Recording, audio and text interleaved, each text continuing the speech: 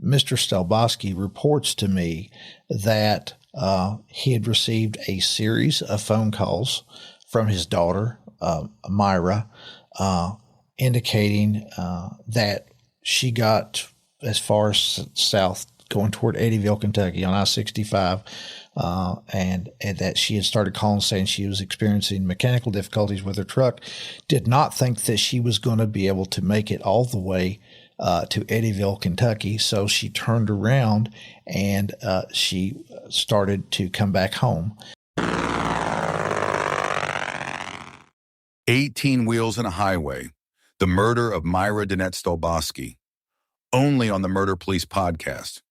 Part 1. Warning.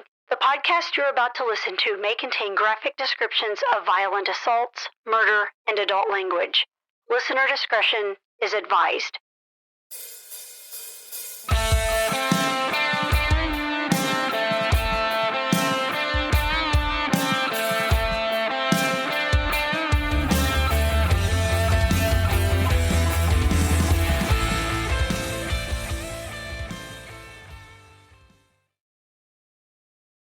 Hello and welcome back to the Murder Police Podcast. Today we have a really interesting case to share with you. We have with us Detective Sonny Boggs. And Sonny, I'm so excited to have you here to talk about this case. It's incredibly interesting, horrifically sad. So thank you for being here. Thank you both for having me. No, thank you again. And ever since you reached out and I started looking at the case, I'm fascinated by it because I think it's one of those cases I used to say the stars aligned. There's a lot to this that I think the audience is going to catch into what it looks like when you actually get things like physical evidence and much more than that in this case. Those are rare. So I think that people they'll be fascinated too with a little bit of intuition, some divine intervention. I think it more than once in this case that led ultimately to justice for a horrific case. So thank you again for coming and spending time with us. Again, I'm glad to be here with you guys. Well, with that, Sonny, why don't you start with telling us how you got interested in law enforcement, a little bit about your background? Yeah, I will. So to begin with, I was raised in southeast Kentucky, Laurel County, Kentucky, and that's kind of where my interest in public service started. Growing up as a child, my heroes were not sports figures or rock and roll stars or country music stars. It was I really enjoyed as a child watching the show Emergency, for sure, with Gage and DeSoto, and I always thought that I would end up being a firefighter because I lived and breathed that show. I'll never forget it. Come on primetime TV, 8:00 Saturday nights back in the mid '70s, and I would never miss it. Never missed an episode. No, I'd watch all of it, and I was just intrigued by that. And shortly thereafter, I grew to about 15, 16 years old. I joined the East Bernstead, Kentucky Fire Department. And I have a brother that's a couple years younger than me. They actually took him on too at the same time. He was 14, I was 16, and they took us both on. They didn't have nobody. They needed people to be firefighters, and they took us on at that young age. And that's 14 and 16. Yeah. I can remember at 16 years old driving a fire truck.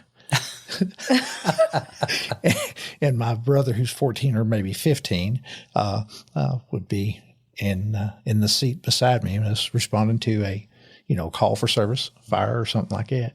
The only thing to make that better if you still had a learner's permit. I actually had a driver's license. I was going to say that would have made it more fun. What an opportunity, man! You had to have stars in your eyes. I mean, I did. I was happy. That was just my thing. But I enjoyed that for a while, and I decided that I wanted to do something more. And I went to emergency medical technician school. I actually started that school when I was but 17 years old, but I couldn't certify until I was 18. Right. I still remember my EMT certification number. It was 15660. I can't remember mine. I'd have to dig through. I don't know why I don't have it because I wrote it so many times. Yes. But that's one thing, too, that early on is that I remember when I went to Eastern Kentucky University, I saw an EMT class, 5 credit hours. And I was always interested. I could have easily gone into paramedicine or medicine myself, too. And I took it because I thought, I'll really like this. That'll be a 5-hour A credit. I would have got all those maxes. And when I got done, I actually ended up working on a truck in Louisville on a private service for a couple of years. Let me ask you this. Do you think that helped you working with people like that and prepared you for your career in law enforcement? Absolutely, no doubt whatsoever. Absolutely helped me. Yes, it did. Agreed. Yeah, it did. It taught me how to deal with people who were in crisis. Right. You know, at a young age, I was picking up on, what I need to do, what I need to say, how to deal with folks who are in crisis. Take a whole lot of calm to the table. Take a lot of calm. Especially, I always tell people that I think what I learned from it, and it helped later, was you really learned how to define when an emergency was an emergency. Mm-hmm. And even then, when somebody was pulseless and apneic, right, or in other words, their heart stopped and they weren't breathing, even then you knew you could do things to help. But you're right. It took calm and measured responses, no flying off the cuff. And I think that helped me years later. Absolutely. And I learned that early on. So after going to EMT school, I got a job with the Ambulance Incorporated of Laurel County. They're still in business today. And I went to work there, and I worked there for a period of time. And we had some really old ambulances that we drove in. One of them was a Hearst-style ambulance, an old Oldsmobile. They still have the ambulance down there now. And we had a Suburban, and then we had a couple of van-type ambulances too. So the ambulance service, their business and everything was the people that owned it. The building was right behind their home, and we would go in there. We'd work 12-hour shifts, and we would stay there in that building behind their home and respond to calls for service out of that building. And they had a son whose name was Tim, and Tim come home. He was in the military. I remember the day that he got off active duty military, and he was walking up this driveway, and his parents greeted him very warmly, and you could tell they were very proud of him for being service in the military. I said, you know what? I kind of like that military. That might be an okay thing for me. And I decided that I wanted to join the military. So a few days after that, I walked into a military recruiting station on South Main Street in London, Kentucky, and walked in. I said, I think I'd like to join the Army. And they said, well, what do you want to do? I said, well, I don't know. They said, well, take this test, an ASVAB. And I took this ASVAB test, and they said to me, well, we think you qualify to be an MP. I said, what's that mean? Because I didn't know. They said, that's the military police. I said, do you mean like a police officer out here on in regular society? And they said, yeah. I said, okay, well, sign me up. 6 months later, I was off to basic training and advanced individual training, which was MP school. That was in Fort McClellan, Alabama. Oh, wow. Wow. Fort McClellan, Alabama. And that was 1986. Yeah, it was 1986. Far away from home, wasn't it? I'd never flown on a plane. I'd never done anything. I went to the MEPS station in Louisville. Okay. And flew out of Louisville after, I completed my in-processing there. Flew to Atlanta, got on a bus with a bunch of people never seen, didn't know who they were, and rode in the middle of the night in a bus to Fort McClellan, Alabama. I got off and completed my basic training in my military police school, and come out of there and got sent to my first our only duty station was Fort Devens, Massachusetts. It's about, it's closed. The post is closed, been closed for at least 20, 25 years, I think now. It was west of Boston, about 30 miles on Route 2. It was the 10th Special Forces Group was there. 39th Engineers were there. The Military Intelligence Electronic School was there. And then us, and I was assigned to the Provost Marshal's office. I've worked as a gate guard on the gates coming into the facility. And then at the same time, we would switch out, work the gates for one day, and next day you'd be patrol, just like answering calls for service in a city or a municipality somewhere. And then after I did that, I was selected to go to SRT school. I was on the SRT there, and then I was kind of one of these guys as a young MP that when I would go and take a report on something that had a question mark, well, who did this work? I was that guy who would just walk back and turn in, and I know you military folks will understand this, or MPs, is 3975, DA Form 3975 is a military police report. I didn't just want to throw it down and walk away, and I want to know what happened. I want to know, if this theft occurred or this burglary occurred, who did it? Why did they do it? Where did it go? I was just one of those guys who wouldn't throw a report down. Well, that kind of stood out, and I got selected to be a military police investigator, criminal investigator for the MPs there, and I was assigned to the Fort Devens military police off-post operations. And what we had responsibility for was the 6-state New England area. I had myself and five other persons, and we worked in 2-man teams, and we would travel the 6-state New England area, picking up AWOLs and deserters back in the 80s when it really meant something to be AWOL or a deserter. Oh, has that changed? I don't think they do much with it anymore, but that was back during the Cold War, and I'd picked up, young guys and old guys too. I mean, I'd picked up some folks that had deserted from Vietnam, and they were still in, I know the police folks will understand, it's NCIC. They still had warrants in NCIC. Oh, wow. And we would transport them back to wherever they needed to be. And as a matter of fact, one of the last trips I did was we picked up 2 guys in New Hampshire and ended up taking them back to Fort Richardson, Alaska. Oh, that's a trip. That was my last trip as investigator delivering prisoners back there after we'd picked them. How crazy. Well, what a background. Yeah. And then I decided, well, back up while I was in, my father had passed away unexpectedly, and I had entertained the idea of maybe staying in the military before it happened. But after my father passed away, I wanted to come home and be with my family. Oh, sure. So I ended my tour of military service. I got out, I came home, and decided, well, hey, I got to work. So I didn't know what I was going to do. I was out just a couple of weeks out of the military, and my mother, who's also deceased now, suggested, hey, why don't you go to Frankfurt and try to get you a state job? The state likes to hire prior military. I said, well, I'll try that. So I go to Frankfurt, and I go to, someplace where you take tests, and I seen a posting for a police job for Kentucky State University, a police officer job. And I said, well, this might work. So I'm here, Kentucky State University here in Frankfurt. I'll just go down there and talk to them and see what they have to say. So I walk in to the Kentucky State University Police. There was a dispatcher there, and I said, I understand you guys are hiring for police. I said, I think I'd like to make application. They said, the guy, the dispatcher, said, hold on a minute, we'll get somebody. So the chief come out and says, come on back. So he sits down. I told him, I was an MP and I'm looking for a job and this and that. And he says, well, fill out this application. I fill out the application, give him a copy of my military discharge paper, DD-214. It indicates that I'd been through military police school and so on and so forth. And he looks at it and he says, well, I'm gonna check your record. If you don't have a record, says, I think I might hire you. I said, well, I don't have a record. So evidently they went out. They didn't even actually have an NCIC terminal there. They had to call state police who we had a user agreement with, and I didn't handle criminal history. So on the spot, the same day, within the same hour that I filled out the application, he said, I think I'm going to hire you. Said, I'd like to get in that closet and pick you out some uniforms that will fit you. And here's your basket weave, leather gear, a Model 10 wheel gun, 38 Smith & Wesson.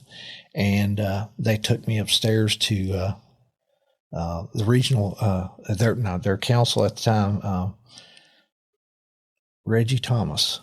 That name sounds familiar.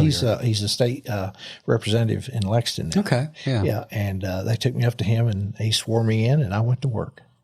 And he says, well, I need you to be at work Friday. This was like on a Wednesday. So I need you to be at work on Friday night. No police academy. I said, sir, I said, I've never been through the police academy. He says, you was an MP, weren't you? I said, yes, sir. He said, well, we'll get you to school later. In the meantime, I need you to be at work Friday night. So I suited up and I came to work Friday night, come 10-8. That's police jargon again. Yeah. And went to work and started policing. And that would have been 1989. Yeah. Gotcha. What a world. Yeah, the likelihood of that these days is pretty slim. Oh, it's very different. Yeah. Post certifications and things like that. Yes. That's crazy, Sonny. So I guess you didn't know any of the codes or the signals or the tens, nothing. Well, I knew some of the 10 codes and stuff, which we used a lot back then. A lot of them, I understood going, 1097, 1098, 1008. I understood that, but I knew very little about Kentucky Revised Statute. There's the and big I was one. kind of, I was kind of operating, This is legal. What am I gonna do here? Yeah. I understood the Uniform Code of Military Justice and how I would apply that to certain situations. That's a little different. It is different. Yeah. But with the Kentucky Revised Statute, I didn't know nothing about it, but, I had to have a job. So somehow or another, I made my way through. And they finally sent me to Eastern Kentucky University, the Department of Criminal Justice Training. Mm-hmm. That would have been 1991. Yeah. Right. Yeah. And I was there the year after.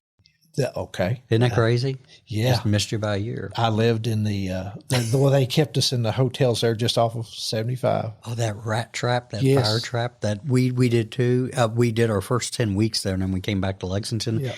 And I've got to say that when you worked for Lexington, those rooms had to be immaculate because they'd come and inspect them. Yeah. But I remember trying to turn on a lamp and it arcing and smoking, and the hotel was long gone, but it was a fire trap. I can't remember the name of the Knight's Inn, maybe. Yeah, I think it was Knight's Inn or something like that. It was an old hotel that we stayed in, but I got through that. Went back. I went back to Kentucky State University. I was able to be promoted. I was promoted to sergeant, and then I ended up being an investigator or detective for them. Mm-hmm. And then I worked there for couple of years, and I decided, well, this is just not the place I want to police. And the first job came open was LaGrange, Kentucky Police Department.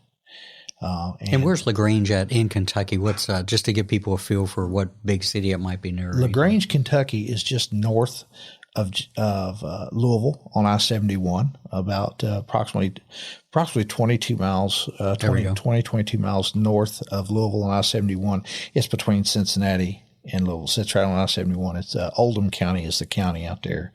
It's a really nice community too. It's just a beautiful place. It's a horse farm community, right. And I applied out there and got hired and went to work out there in 19. Did they train you and stuff first? Well, he had already been to the police academy. He was an old vet by then. I was very marketable, and that was back during a time when if you was certified, or been through DLCJT, and you had a pulse, you had a clean background, you're going to get hired, and I got hired there, and I was very fortunate to get that job.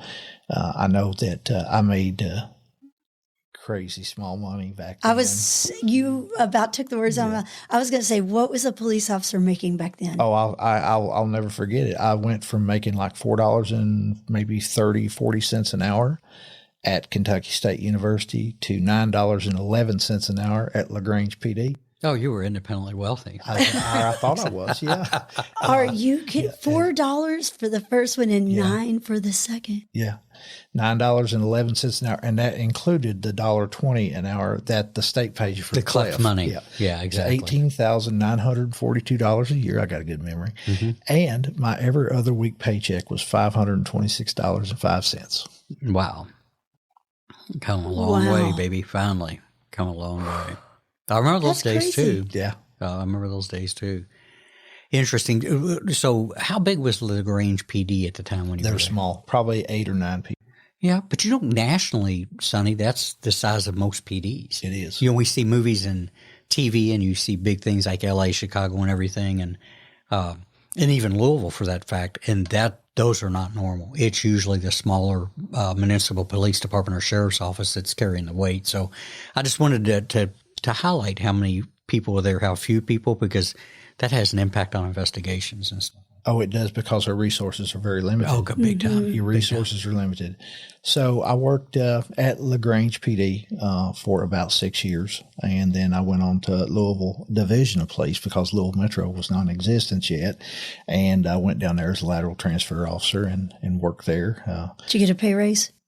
Yes, I got a little pay raise, and I don't remember what the salary was. I think I was close to like $50,000 a year by the time I went to Louisville Division, and then I was in the Kentucky Army National Guard, and got deployed and sent to Iraq after 9/11, and I come back and I was I thought I was ready to be done with policing. I thought I was. And I left Louisville and I moved out to Woodford County with my wife, and we started a business. And that's it. I love it when you go through so much detail, because we'll get into the case. Sure. But I think it's neat for people to hear what motivates people to get into this job. And this case is going to express more of that with you. People are going to really see what it takes, despite what they see in TV and movies, to do the job. And to highlight a couple of things. One is you started with the question mark, the curiosity. That in the policing business it's a separator that the people that show that next level of interest usually do go into investigative. It doesn't mean that the people out there taking a report don't have any value. I never would say that, because you bring that what you want out of that job, and it's fulfilling either way, and it's important work. But that curiosity is usually where other people start looking and saying, "Hey, that Sonny guy, he follows through a little bit more." And I don't know, when we were in the unit and new people were interested in coming in, we would talk a lot about, do they have that on board? When names would come up, we were actually pretty judgmental about it. Like, do they follow through? So I think people hear that, but in the end, this is a calling. And just like you, despite what Wendy said about your wife running you out of the house, it's still it still called you. And I think that's it too. So fantastic stuff. What a history and what a variety. We were so close to almost getting electrocuted together in that hotel. Crossing paths. Yeah, really. We've probably been in service at some point in time. I together. have no doubt. I bet we have. Yeah, I have no doubt. And it's funny how small the world is. So, well, I guess if you can give us like an elevator pitch as to what this case is about, who the victim was, and then we'll rock into it. So the case I want to talk about today is a case I worked. It started back in it was in 1995, April of 1995. The victim in the case, her name was Myra Danette Stalbosky. Myra Danette Stalbosky was from Russellville, Ohio, and she was but 18 years old. This is a case about a forcible rape and intentional homicide. And she was from Russellville, Ohio. She was a reserve female police officer for the village of Peebles, Ohio. And her father was a chief of police for Russellville, Ohio, where they lived. Oh, wow. Yeah. Wow. And this happened in April of 1995. And I'll kind of go into the timeline of this event. So in April 1995, I had I'd been working for LaGrange Police Department for 3 years. And I finally was able to move to day shift. And I was working on day shift on about April the 28th of 1995 when I reported for duty.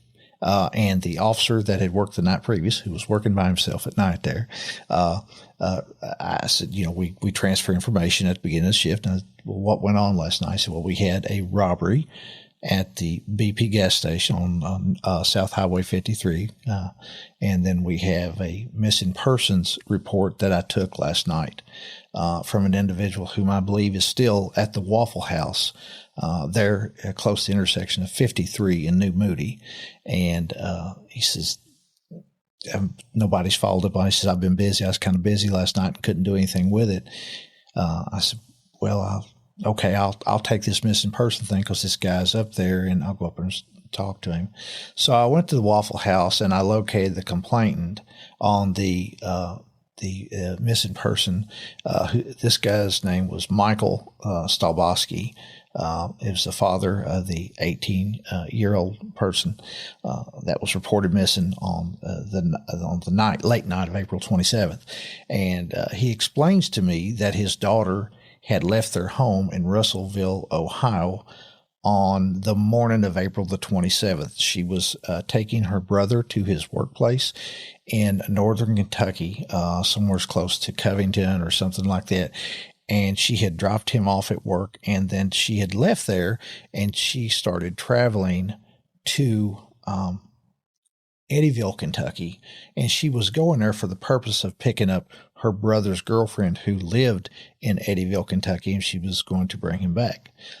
Mr. Stalbosky reports to me that he had received a series of phone calls from his daughter, Myra, indicating that she got as far as south going toward Eddyville, Kentucky on I-65, and that she had started calling saying she was experiencing mechanical difficulties with her truck, did not think that she was going to be able to make it all the way to Eddyville, Kentucky. So she turned around and she started to come back home.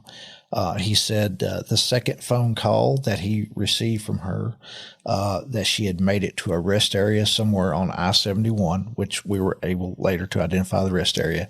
It's near the Jefferson County, Oldham County line on the northbound side of I-71. She had made it there, and that her truck was having troubles, and that she had met a truck driver who looked at her truck and indicated that he thought it was, something was wrong with it, and that he was going to follow her to the next exit to get off, and so on and so forth. And then the third and final phone call that he had received from her, and again, I will never forget this, the third and final phone call lasted for 14.7 seconds.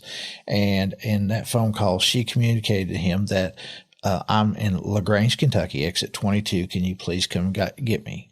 And he states that when he arrived there at exit 22, and her truck was parked on the parking lot. I don't think there are SuperAmericas anymore. Maybe there's one here in Lexington. I'm not sure, but this was a SuperAmerica that her truck was parked on. He said her truck was here. She was nowhere to be found. Don't know where she's at. Says, we just don't know. We don't know what happened to her. So, in talking to Mr. Stalbosky during that period of time and early on, and he never initially identified to me that he was the chief of police or anything. Very humble, salt of the earth kind of guy. And I said, well, they've got a video camera over here on this parking lot where her truck is parked. Now, that's back during a time when you had very low quality videos. Oh, black and white VHS. So, can I say something about that too? Because we talk about people always like to do a video, and back then it was horrible. They usually re-recorded over the tapes. I mean, you had to save money.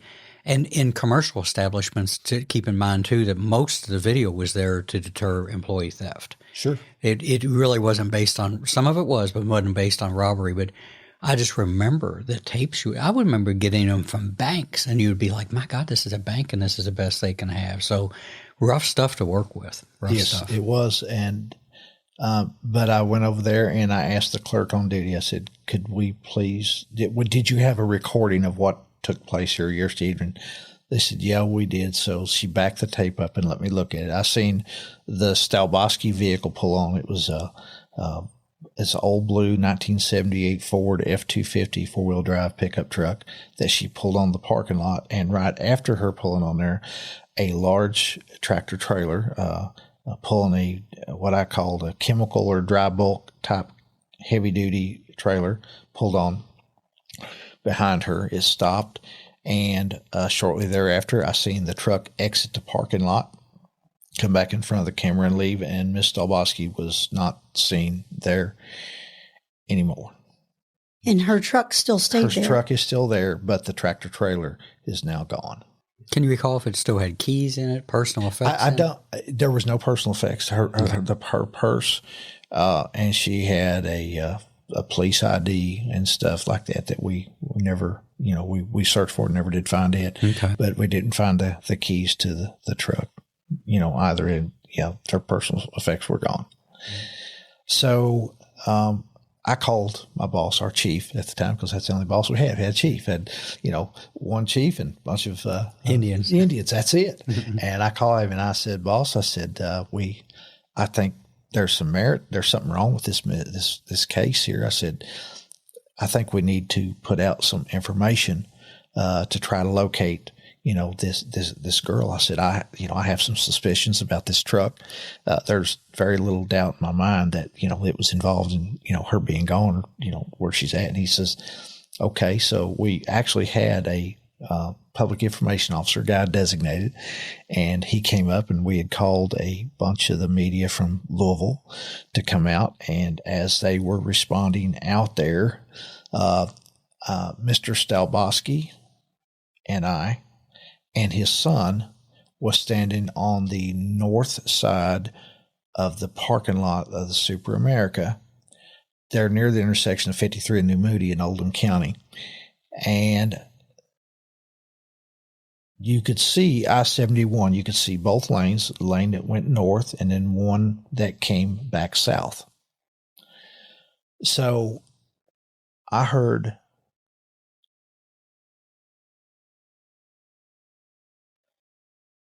a jake brake. For those of you that may not understand it, it's a compression brake on a truck that helps the truck slow down. I heard the noise of a compression brake, jake brake, whatever you want to call it.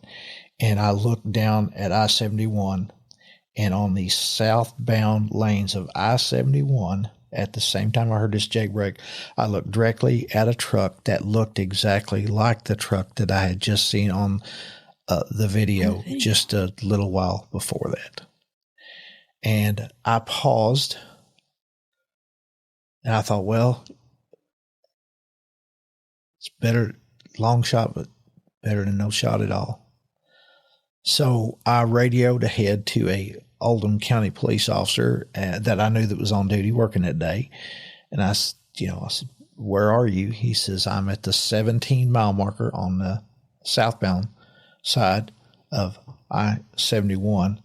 I said, you will be having a truck come through. And I gave him a description of the truck. I said, when that truck comes through, could you please pull it over and stop it? I'd like to talk to the guy that's driving that truck. The truck did come through. He found the truck. He pulled the truck over. He radioed to me that he had the truck on the side of the road, and he would have probably been somewhere around the 15-mile marker, 15-mile marker on the southbound side of I-71 there in Oldham County. So I have to ask, did you tell the dad, hold on, I've got to call an officer, I think I saw something? Or did you just politely excuse yourself? I didn't have time to tell. I just grabbed my radio. I mean, I gave pause for maybe not even 5 seconds. I was like, we got to try, So I called this other officer, and he located this vehicle and got it stopped for me. Well, I had Mr. Stalbosky and Myra Stalbosky's brother with me there in the parking lot of that SuperAmerica.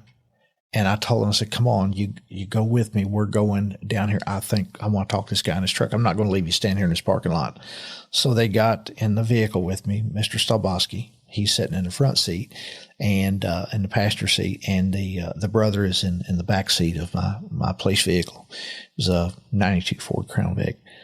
So we get on I-71, and I'm traveling, moving right along, getting on down to where this truck is pulled over, and I pull up behind the other county police officer's vehicle, and I get out, and I walk up toward to the rear of the truck, and this other officer has the driver of the truck out on the side of the road, and I walk up and introduce myself. I said, look, brother, thank you for, helping us out here. I said, I want you to understand you're not under arrest. We're just working on a missing person case. And I said, I got some, do you mind to talk to me? He said, no, I'll talk to you. I said, his name, I got his identification, his name, and I'll go ahead and identify him now. His name was William Christopher Ballou, and he was from Paris, Tennessee. And I looked at his driver's license. I said, your name is Chris? He said, yes. Then he gave me some CB name that everybody calls me this. I said, well, I'm Sonny. He just called me Sonny. And I said, let's talk for a minute. I said, were you through here yesterday? He says, well, I really don't remember. I can't recall. I don't know if I was or not. Well, that's the first sign, you're I said, well, I said, Chris, I said, you can't remember if you was through here yesterday? He said, no, I can't really remember. I said, you have a logbook? He said, yeah, but I'll tell you right now, I lie and cheat on my logbook all the time. I wouldn't believe what's in there. I was like, I was a young guy and inexperienced, but I knew that no reasonable person would sit and tell two uniformed police officers that you lie and cheat on your logbook in a commercial vehicle if you did not have something greater to conceal. Yeah, because for people who don't know, that's a huge deal where you make your living with that commercial vehicle license, and it can get revoked over stuff like that. And, real quick, going back, before you called the chief because you knew something was about this, I know you saw her truck and the tractor trailer.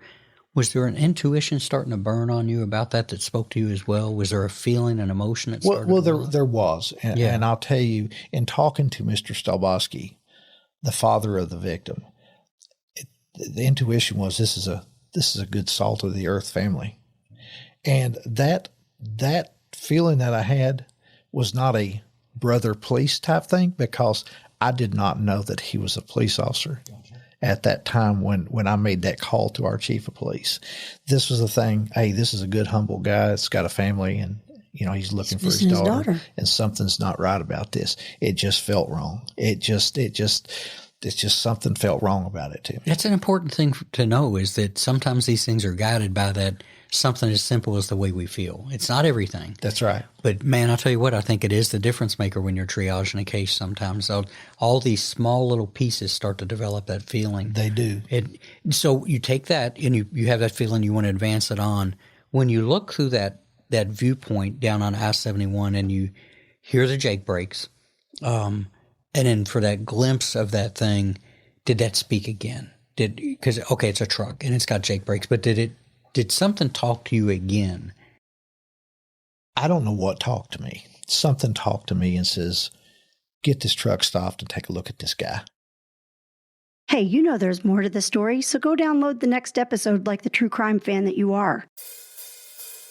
The Murder Police podcast is hosted by Wendy and David Lyons and was created to honor the lives of crime victims, so their names are never forgotten. It is produced, recorded, and edited by David Lyons. The Murder Police podcast can be found on your favorite Apple or Android podcast platform, as well as at murderpolicepodcast.com, where you will find show notes, transcripts, information about our presenters, and a link to the official Murder Police podcast merch store, where you can purchase a huge variety of Murder Police podcast swag. We are also on Facebook, Instagram, and YouTube, which is closed caption for those that are hearing impaired. Just search for the Murder Police podcast and you will find us. If you have enjoyed this podcast, please subscribe for more and give us 5 stars and a written review on Apple Podcasts or wherever you download your podcasts. Make sure you set your player to automatically download new episodes so you get the new ones as soon as they drop. And please tell your friends. Lock it down, Judy. Hey everybody, it's Wendy. In case you didn't know, David finally got off his butt and finished his book, True Crime and Consequences. The book is super educational and talks about the world of true crime and where it meets real investigations. It is perfect for everyone, from true crime fans like myself, to the true crime podcaster or YouTuber, to the amateur detective or web sleuth. And not to leave anyone out, you cops need to read this book too. True Crime and Consequences is available at murderpolicepodcast.com, Amazon, Barnes & Noble, well, pretty much anywhere you'd find a great book like this. So true crime fans, go get your copy today.